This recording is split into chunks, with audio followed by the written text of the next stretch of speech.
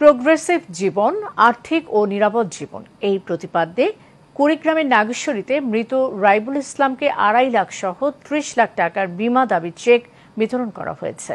এতে প্রধান অতিথি ছিলেন প্রোগ্রেসিভ লাইফ ইন্স্যুরেন্স কোম্পানির মুখ্য নির্বাহী কর্মকর্তা মোহাম্মদ সাইদুল আমিন। বিশেষ অতিথি হিসেবে ছিলেন মোহাম্মদ মাসুদুজ্জামান, অধ্যক্ষ আবুল হোসেন, মোহাম্মদ শহীদুল ইসলাম পাটোয়ারি ও শাহজাহান আলী জিএম। এতে সভাপতিত্ব করেন আনিসুর রহমান এএমজি।